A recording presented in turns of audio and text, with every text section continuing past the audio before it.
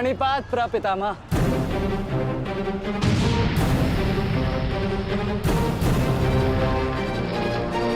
रुको। प्रणाम आचार्य। क्यों मेरे समक्ष आ जाते हो? मेरा जन्म ही सदैव आपके मार्ग में आने के लिए हुआ है आचार्य।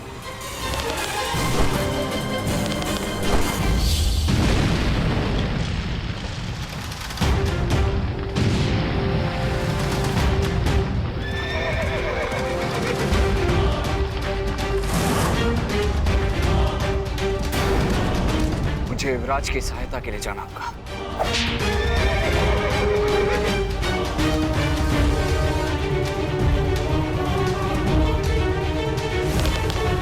सावधान दुर्योधन!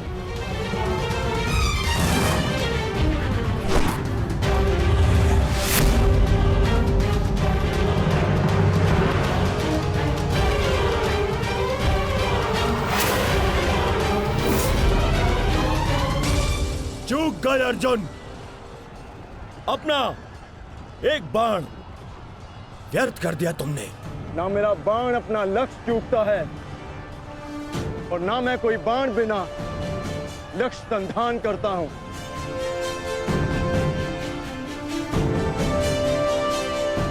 अर्थात इसलिए ताकि पितामह भीष्म मुझे ढूंढ ना पाए। ये युद्ध हम भाइयों के मध्य है, तो फिर इसमें आचार्य द्रोण और पितामह को कष्ट क्यों देना?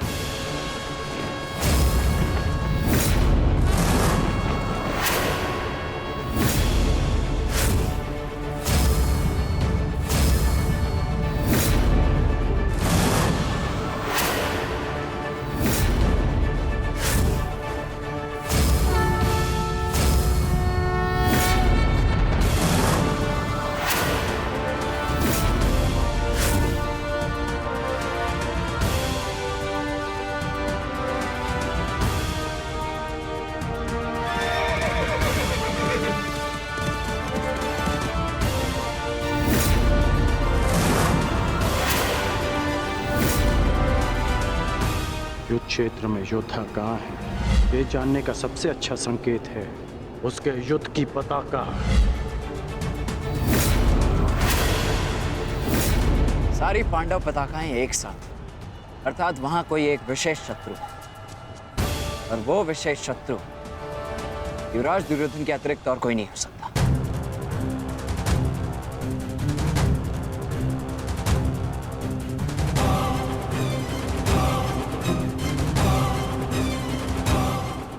समझा, जब बल से कार्य नहीं बना तो छल से मुझे बंदी बनाने की योजना बनाई है तुम पांडवों ने। हाँ?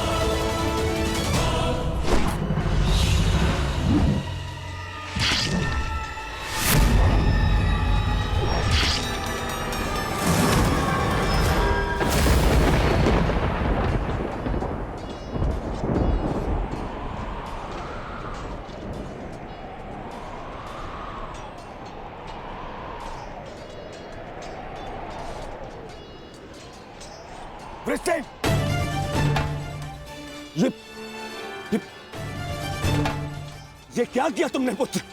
अनुवचन पूर्ण किया। उठो उठो उठो।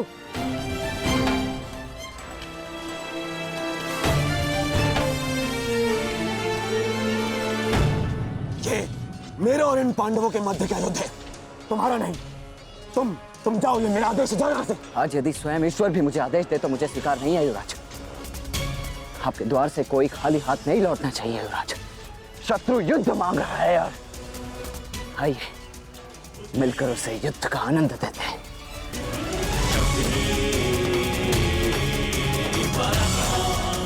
हर हर महादेव। हर हर महादेव।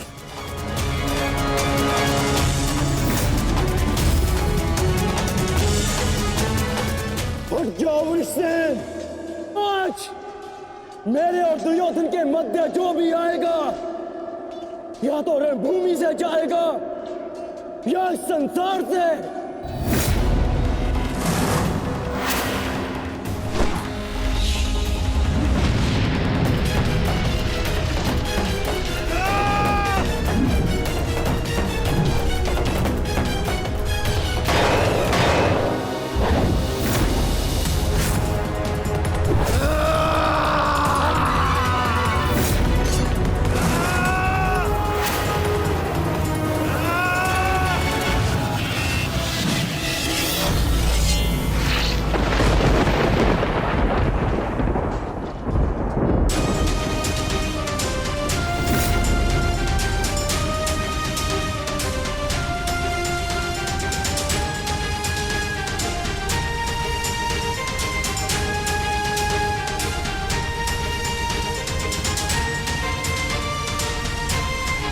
वृषसेन, तुम ठीक तो हो पुत्र? हाँ, आप मेरी चिंता मत कीजिए युवराज, आप स्वयं। वृषसेन!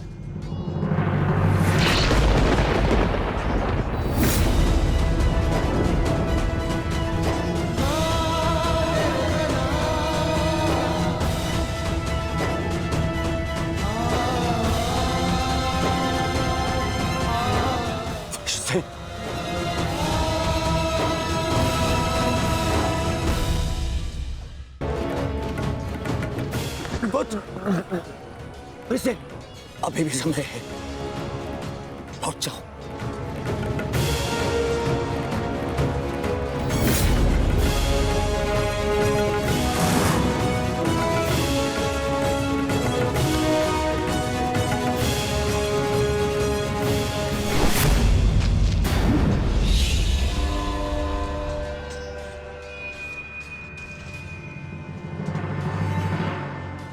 सूर्यास्त होने को है अर्जुन,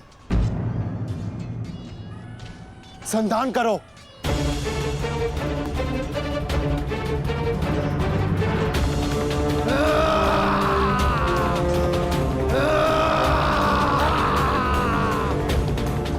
दुर्योधन!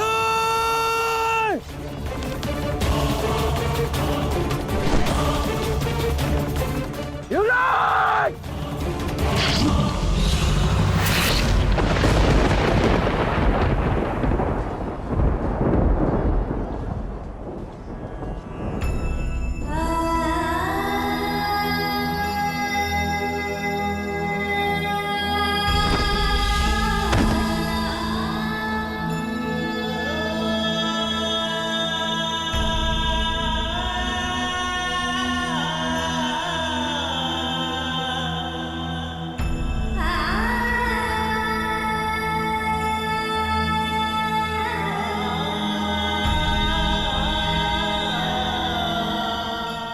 वृषसेन!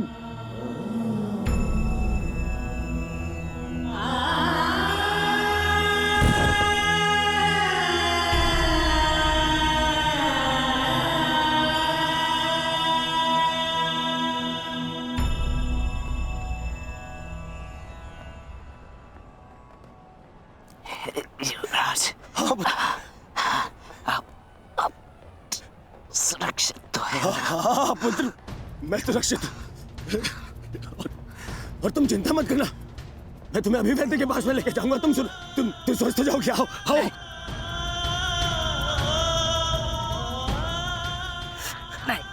नहीं युवराज, मेरे पास समय नहीं है। नहीं। मुझे कहीं और जाना है। कहाँ जाना है पुत्र? मुझे जाना।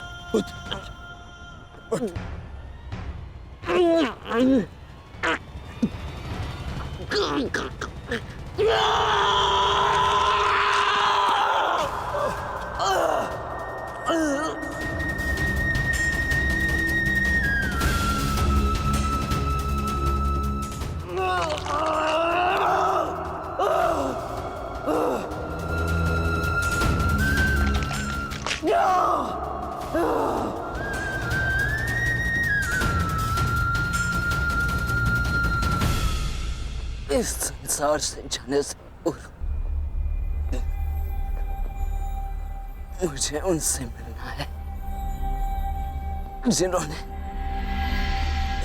मुझे इस संसार में आने का लक्ष्य समझाया।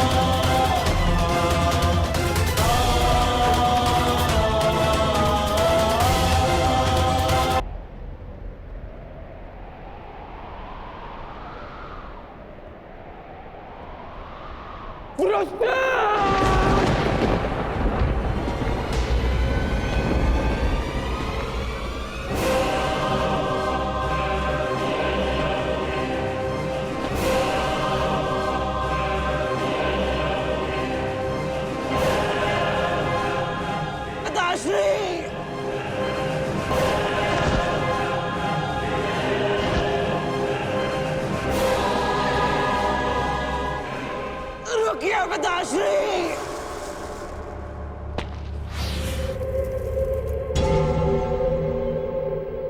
आप वचनबद्ध हैं। आप सीमा पार नहीं करेंगे। मैं नहीं चाहता कि कल कोई कहे कि वृषसेन के कारण वचनवीर कर्ण ने अपना वचन तोड़ दिया।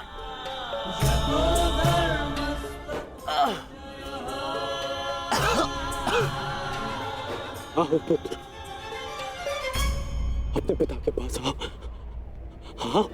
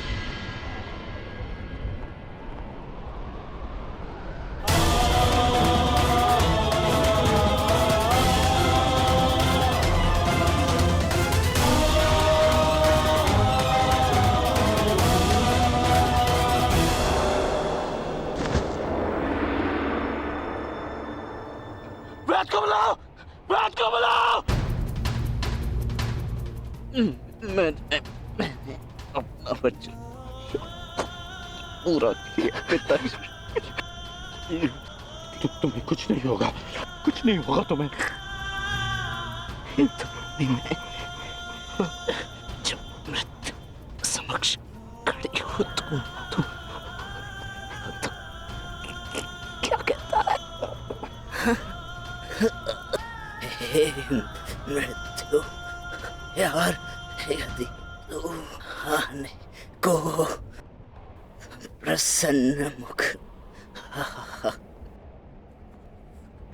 द्वार खुला है, तेरा स्वागत प्रसन्न मुख।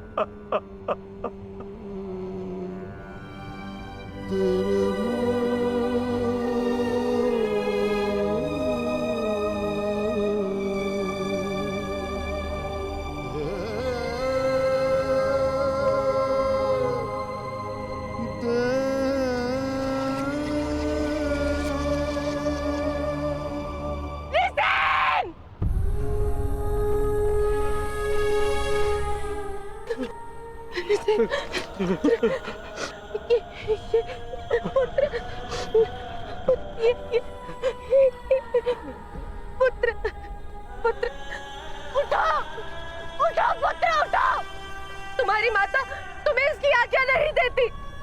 उठो उठो पुत्र उठो।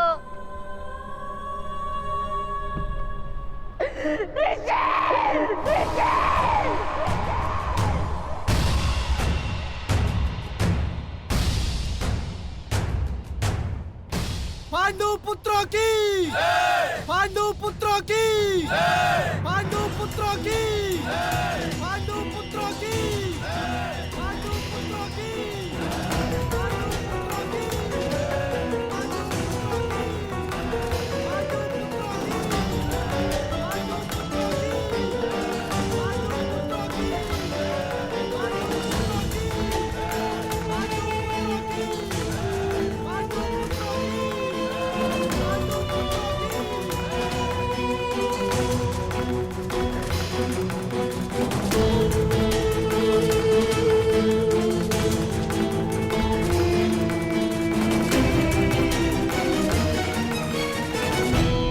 किस बात का उत्सव मनाया जा रहा है पांचाल कुमार?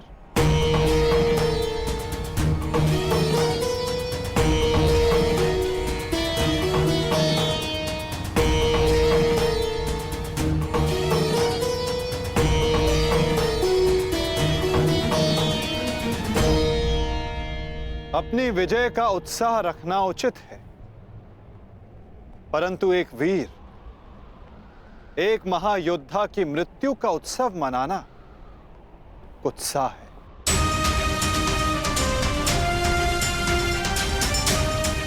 जब वीर उत्तर की मृत्यु पे हमने शोक मनाया था, तो आज वृषसेन की मृत्यु पर हमें उत्सव नहीं मनाना चाहिए।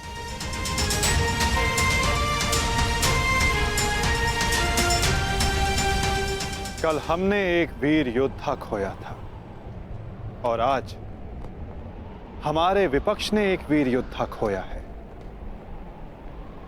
किसे पता कल कौन वीर गति को प्राप्त हो जाए।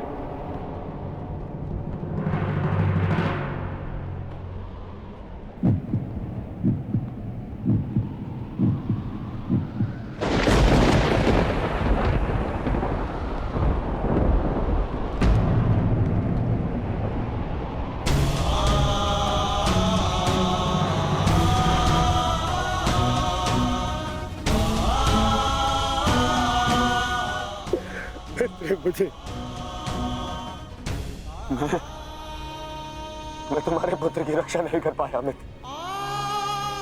आज यदि मैं जीवित हूं तो केवल तुम्हारे इस वीर पुत्र के कारण। अच्छा तुम मुझे उसकी करनी चाहिए। मेरा पुत्र अपना कर्तव्य पूर्ण करते हुए वीर गति को प्राप्त हो गया। मुझे इस पर गर्व है।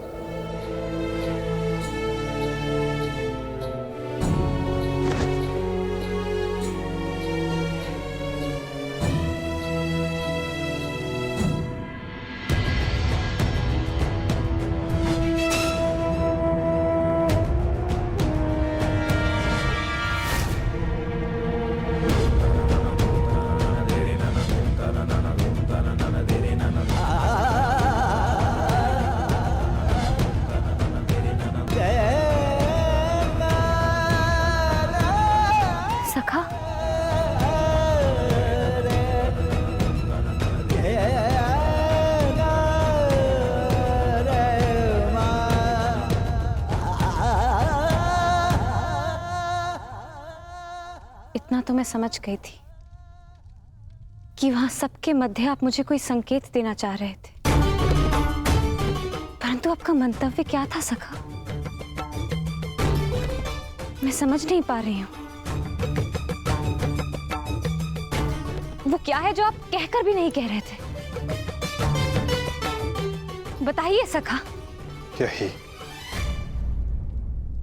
कि युद्ध में शत्रु का बाण नाम या मुख देखकर नहीं आता, वो केवल हृदय को छलनी कर जाता है सखी।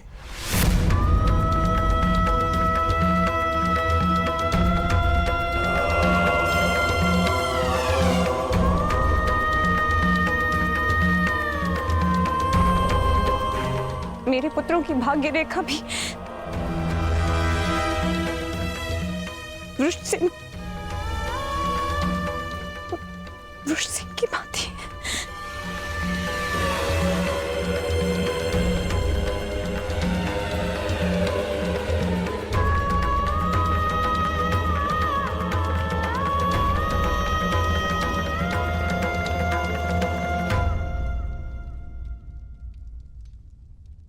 आने वाले कल पर तुम्हारा कोई वश नहीं,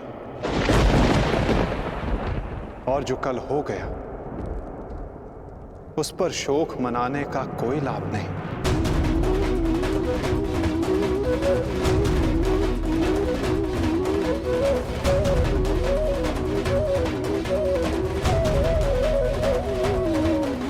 जब समय आएगा सखी,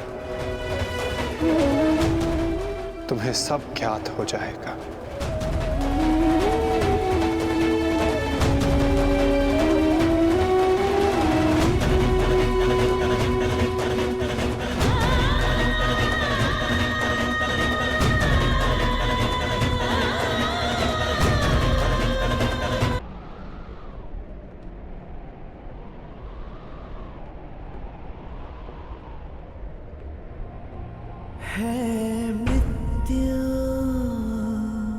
तैयार यदि तो आने को प्रसन्न मुख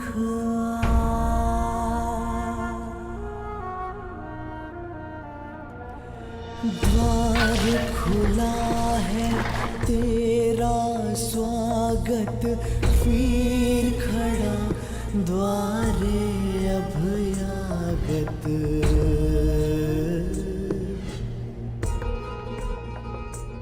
बाहें फैला के मुस्कुरा के करता अपने अतिथि का स्वागत। जब मृत्यु युद्ध क्षेत्र में सामने खड़ी हो तो योद्धा कहता है, हे मृत्यु, तैयार यदि तू आने को प्रसन्न मुखा। बालक आया तेरे आंचल छाया,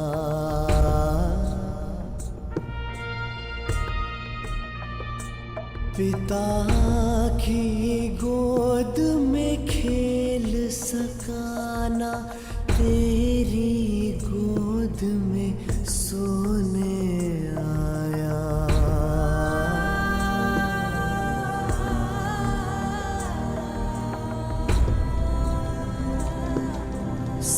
सपना था वो विवश पिता का, उसकी हर आशा है टूटी। कांधे चढ़े पुत्र की अर्थी, ये पीड़ा है सबसे अनूठी। हर बोझ है छोटा इसके आगे, पिता पुत्र को ही दे अगले।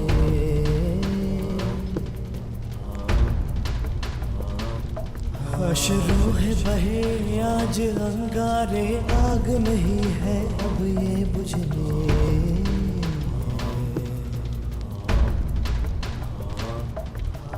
द्वार खड़ा तेरे अभयागत, कर अपने अतिथि का स्वागत। कर अपने अतिथि का स्वागत।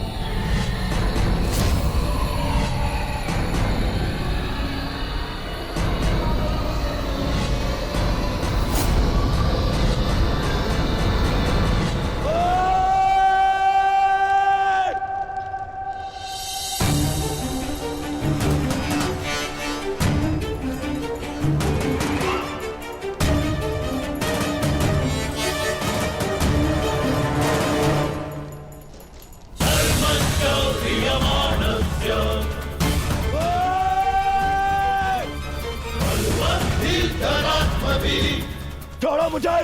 इनका इतना साहस! यहाँ आ गए! क्यों आए हो यहाँ? आज के युद्ध पर अपनी विजय का उन्माद दिखाने, या फिर वृषसेन की मृत्यु पर उपहास उड़ाने? हाँ!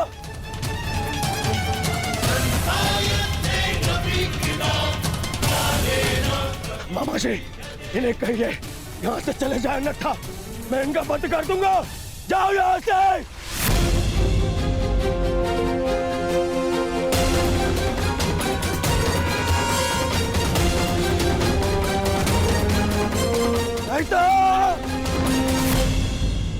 नहीं मित्र,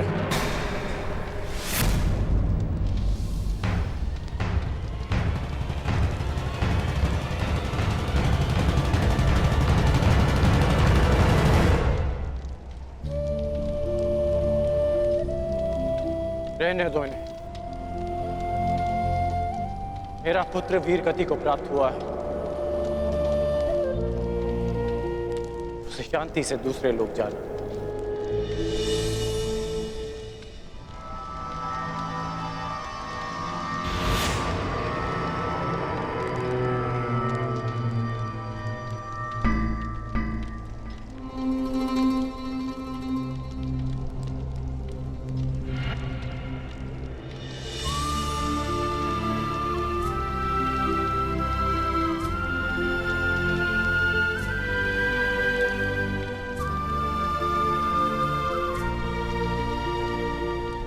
आप सब मेरे पुत्र के अंतिम संस्कार में आए,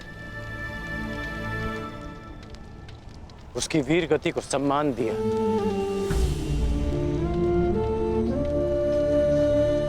उसके लिए आपका बहुत बहुत धन्यवाद।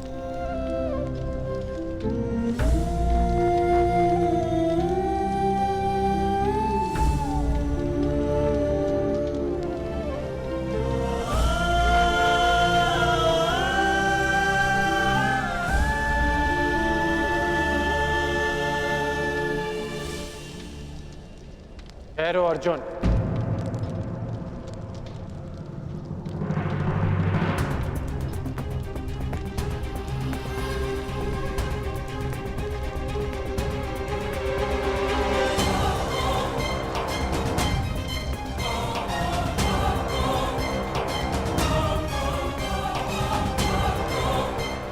उस दिन की प्रतीक्षा करना जब मैं युद्ध भूमि में प्रवेश करूंगा।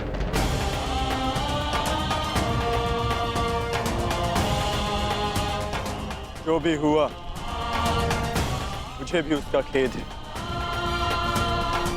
मैं भी एक पिता हूं, इसलिए तुम्हारी पीड़ा को भली भांति समझ सकता हूं। मैं ये सब प्रतिशोध लेने के लिए नहीं कह रहा हूं, और ना ही मुझे तुमसे कोई स्पष्टीकरण चाहिए, और ना ही तुम्हारी सहानुभूति। मेरे पुत्र ने अपना कर्तव्य पूर्ण करते हुए अपने प्राण दिए। उसे वो सम्मानित अंत मिला जो हर योद्धा का स्वप्न होता है। मैं ये सब इसलिए कह रहा हूं क्योंकि अब उसका अधूरा काम मैं पूर्ण करूंगा। प्रयास करूंगा कि तुम्हें भी सम्मानजनक अंत मिले।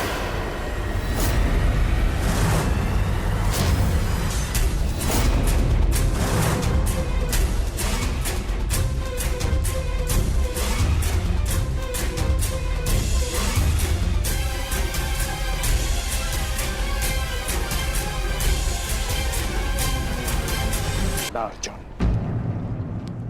प्रयास करूंगा कि तुम्हें भी सम्मानजनक अंत मिले।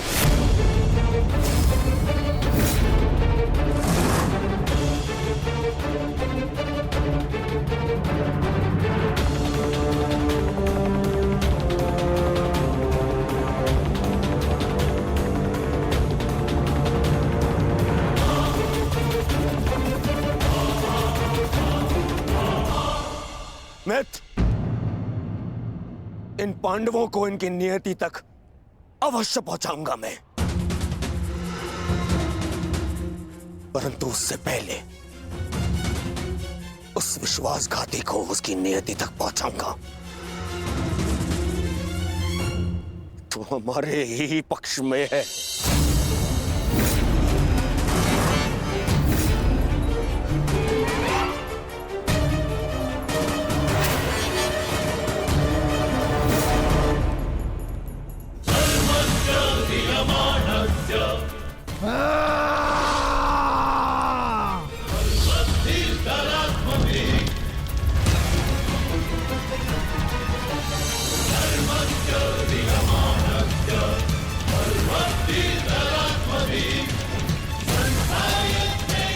महामहिम, महामहिम,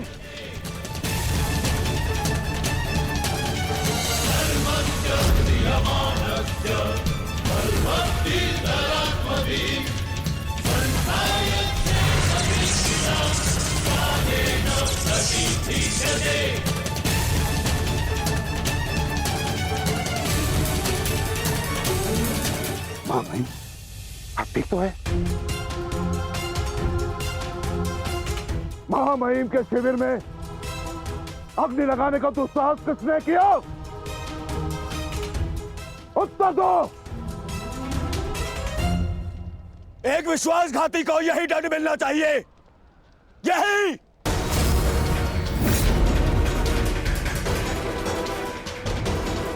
सावधान दुर्योधन, आज की हार के कारण शब्दों का चयन करना भी भूल गए हो तुम। लज्जा नहीं आती तुम्हें? नहीं आचार्य, मैंने सर्वथा उचित शब्दों का ही चयन किया है। आज जो कुछ भी हुआ वो इनके कारण हुआ है। इनके पांडवों के प्रति प्रेम भाव के कारण ही आज वृषसेन वीर गति को प्राप्त हो गया।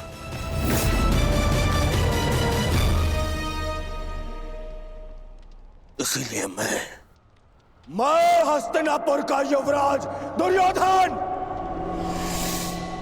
आज अभी और इसी क्षण से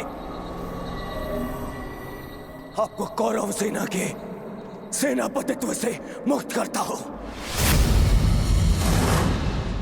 जाइए,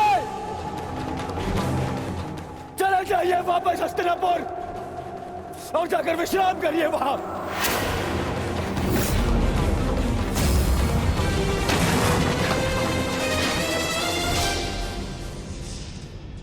अपने शब्दों पर नियंत्रण रखो दुर्योधन, और अपनी सीमा मत लांघो। सीमा लांघ नहीं रहा हूं, आज तो सीमा बना रहा हूं।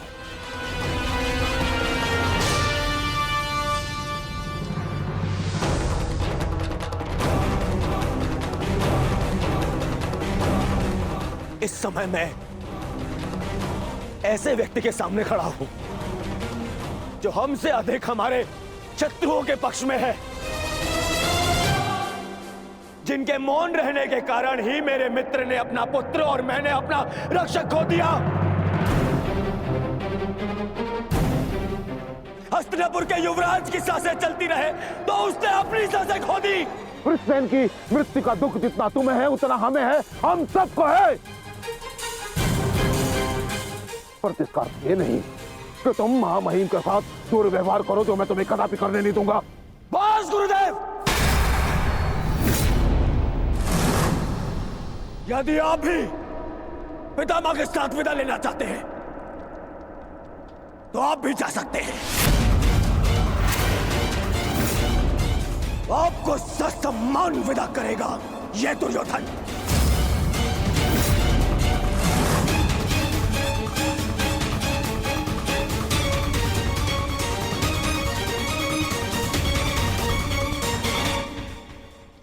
तैयार हो जाओ मित्र, कल से इस युद्ध में तुम अपने मित्र का साथ दोगे। इनसे कहीं अधिक इस युद्ध में मुझे तुम्हारी आवश्यकता है मित्र। दो सहोदर एक दूसरे का रक्त न भाई, ये उत्तरदायित्व आपको ही लेना होगा ताश्री। प्राण की रक्षा केवल आप ही कर सकते हैं। कदापि नहीं। जब तक मैं युद्ध भूमि में उपस्थित हूं तब तक अंगराज कर्ण युद्ध भूमि में पद नहीं रखेगा। क्यों मेरा मित्र मेरे साथ में युद्ध में खड़ा नहीं हो सकता? बताइए क्यों? कल को यदि फिर से मेरे प्राणों पर संकट आया, मेरे प्राणों की रक्षा कौन करेगा? मैं करूंगा तुम्हारी रक्षा, शत्रु को तुम्हारे समीप आने नहीं दूंगा।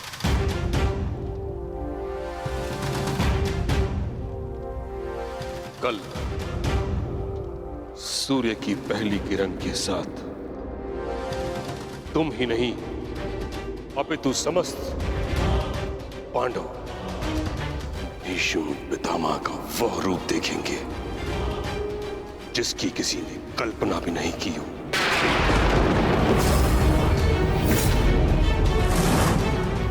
यह मेरा वचन है।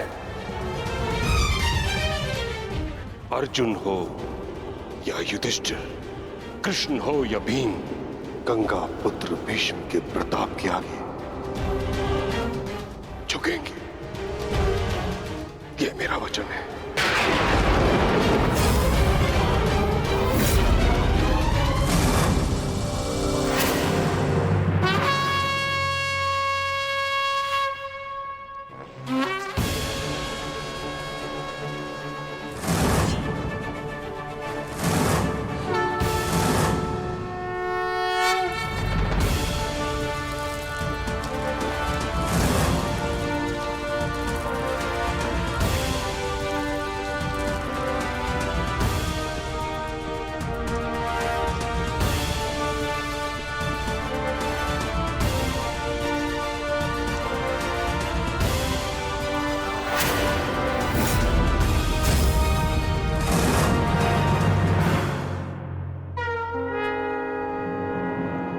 युद्ध का चौथा दिन।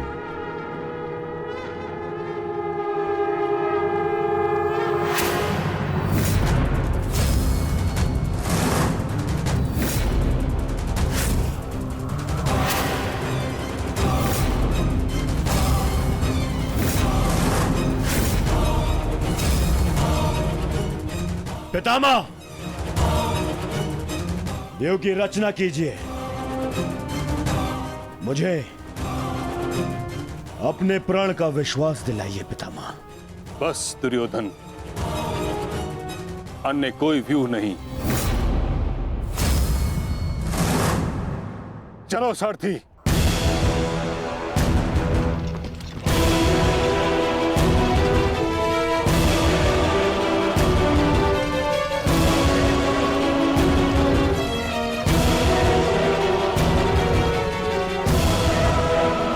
ये तो अच्छा संकेत है माता। प्रतीत होता है कि पितामह इस नरसंहार को समाप्त करना चाहते हैं, इस युद्ध पर विराम चाहते हैं। गंगा पुत्र इस महायुद्ध पर विराम अवश्य लगाना चाहते हैं, परंतु अपने सभी शत्रुओं का अंत करने के पश्चात।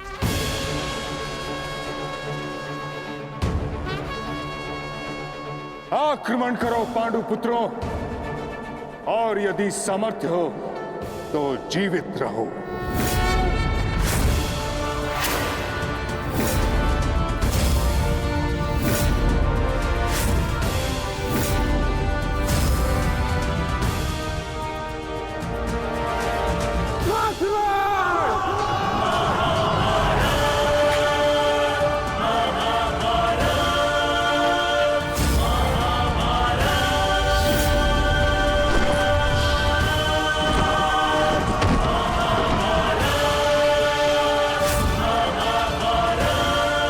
क्या कर रहे पितामह? कभी कभी कर्तव्य की चेतना आकांक्षाओं के स्वप्न पर हावी हो जाती।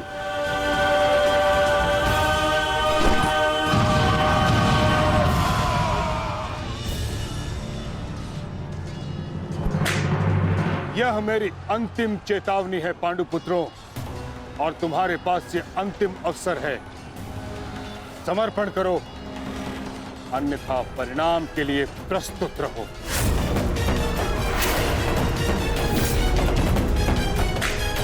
यदि समर्पण नहीं किया तो ऐसा संहार देखने को मिलेगा कि जिसकी आशा भी नहीं की होगी तुमने।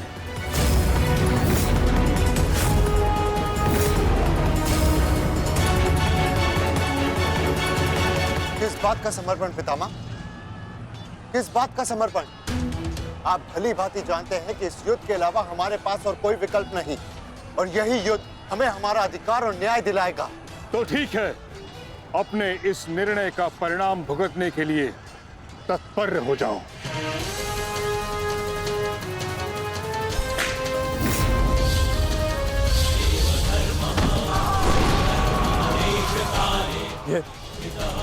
ये पितामह क्या कर रहे हैं?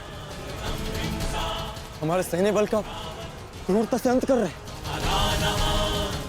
अर्जुन, तुम्हें पितामह को रोकना होगा, क्योंकि हम सभी में केवल और केवल तुम ही इसमें सक्षम हो।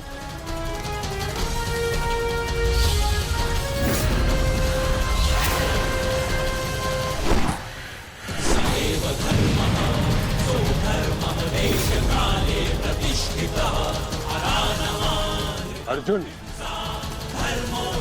युद्ध करो अथवा समर्पण।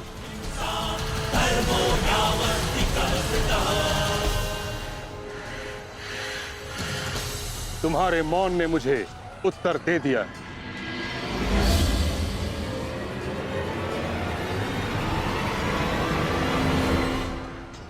और तुम द्वंद्व करना चाहते हो भी या नहीं?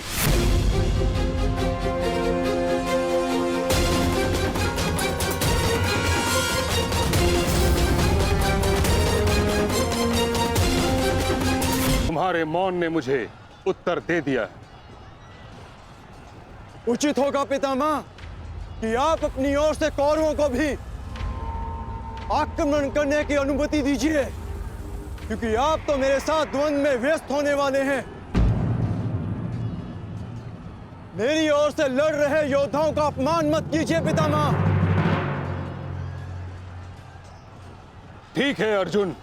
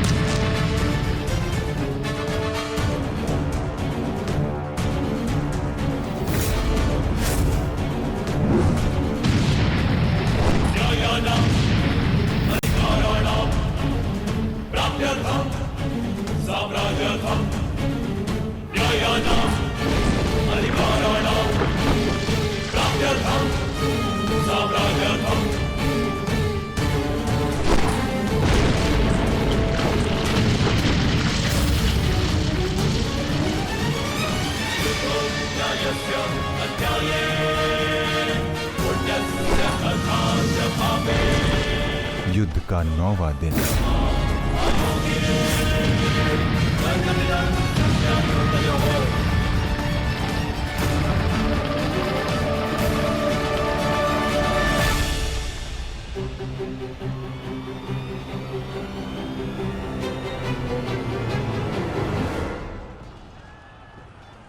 माधव, ये पितामह तो भ्राता युधिष्ठिर की ओर अपना रथ लेकर जा रहे हैं। भ्राता युधिष्ठिर संकट में है माधव, हमें शीघ्र कुछ करना होगा।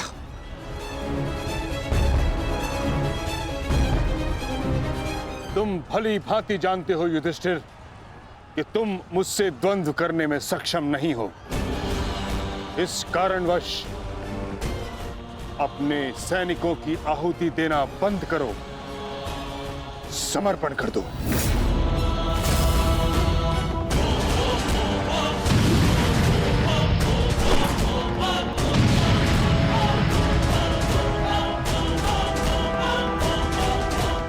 अद्भुत पितामह, अद्भुत। गंगा पुत्र अच्छा है, अच्छा है।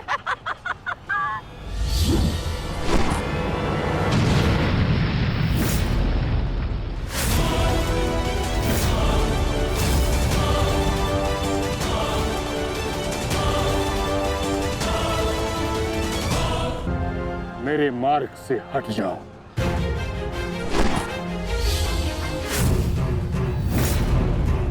यह मेरी अंतिम चेतावनी है पुत्र, मेरे मार्ग से हट जाओ।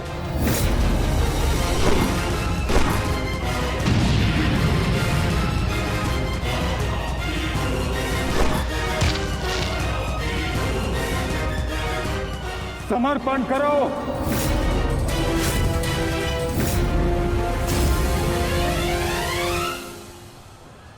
हम कौरवों के समक्ष समर्पण नहीं करेंगे पितामह, चाहे इसके लिए हम सबको अपने प्राण क्यों ना खोने पड़े। जब तक शरीर में अंतिम श्वास है, जब तक शरीर में रक्त की अंतिम बूंद है, हम समर्पण नहीं करेंगे पितामह, और ना ही हम रुकेंगे।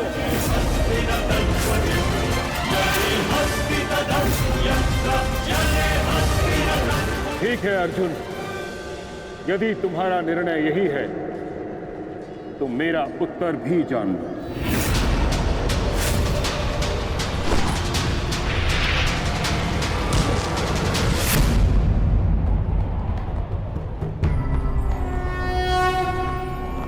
यदा यदा हि धर्मस्य गंगापुत्र, गंगापुत्र,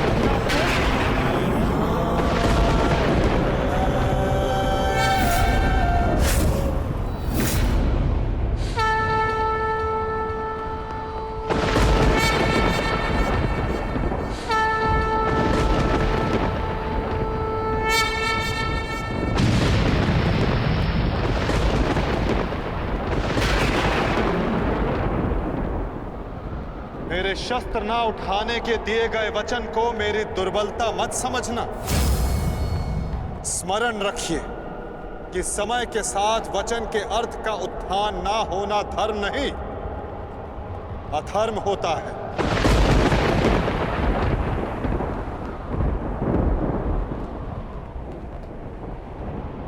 मैं केवल अपने कर्तव्य का पालन कर रहा हूं वासुदेव, और ऐसा करने से मुझे कोई नहीं रोक सकता। कोई भी नहीं।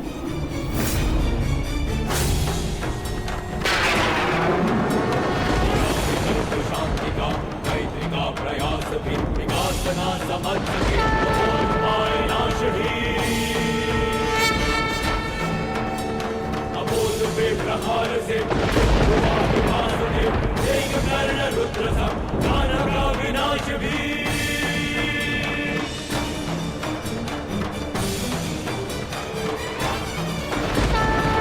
वचन न मानता युद्ध भाषा जानता उसे मिलेगा युद्ध भी।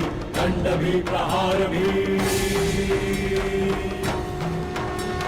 दम कटेगा पाप का, नाश होगा नीच का, दमन करेंगे वासुदेव उसका अहंकार भी। चक्र के प्रहार से नाश होगा से, अग्नि कृष्ण की करेगी पाप का दलन। पाप से गति डरा ताहि मां पुकारती, ईश द्वार का अपना प्राण मांगती। सुंदरा गुरेंगे त्राण रच के एक नौ विधान, भूमिशाही करके पावन हो गई आरती।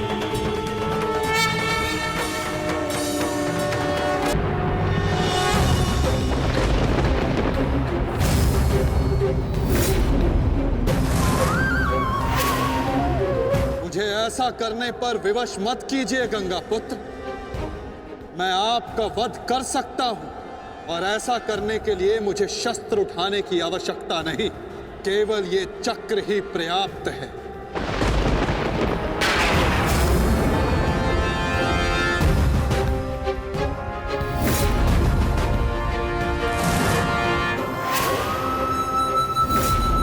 गंगा पुत्र देवव्रत, मैं इस समय ना मनुष्य वासुदेव हूं, ना ही मैं यदुवंशी कृष्ण हूं। मैं इस समय केवल गुरु श्रेष्ठ हूं।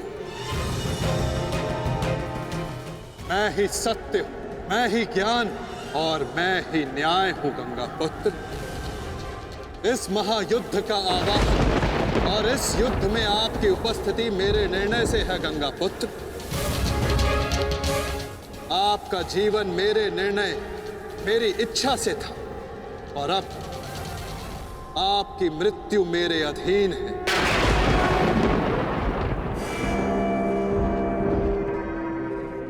मैं पर ब्रह्म हूं, जिस पर कोई बंधन नहीं गंगा पुत्र, ना ही युद्ध के नियमों का और ना ही किसी प्रकार के वचनों का।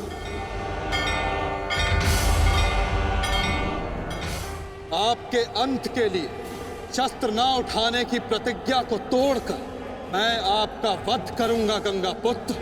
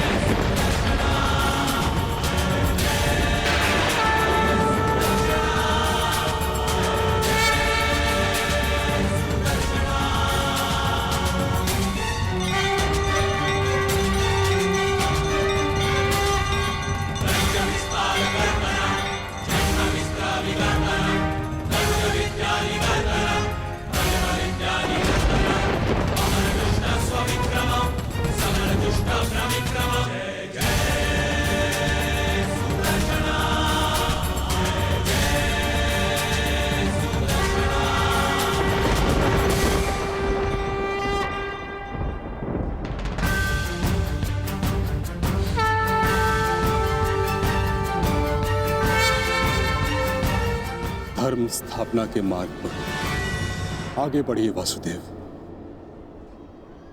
अंत कर दीजिए मेरे इस जीवन का।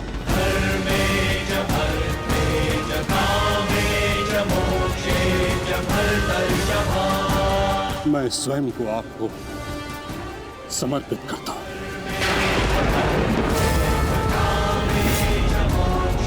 क्योंकि ना तो पांडव मेरे प्राण लेने में सक्षम है और ना ही मैं उन्हें मार पाऊंगा। मैंने सदैव धर्म का पालन किया, कभी अधर्म नहीं किया। यदि कोई अधर्म हुआ तो केवल ये कि मैंने आपको प्रतिज्ञा तोड़ने पर विवश किया। यदि आपको ऐसा लगता है कि आपने कोई अधर्म नहीं किया, तो यह आपकी सबसे बड़ी भूल है गंगा पुत्र। अवश्य आपने सदैव धर्म का पालन किया गंगा पुत्र, किंतु केवल अपने लिए, अपने वचनों के लिए। और यही आपका सबसे बड़ा अधर्म है, क्योंकि जिसके पास शक्ति हो उसे स्वयं के लिए नहीं, संसार के लिए उत्तरदायी होना चाहिए, और जो आप नहीं हो पाए गंगा पुत्र।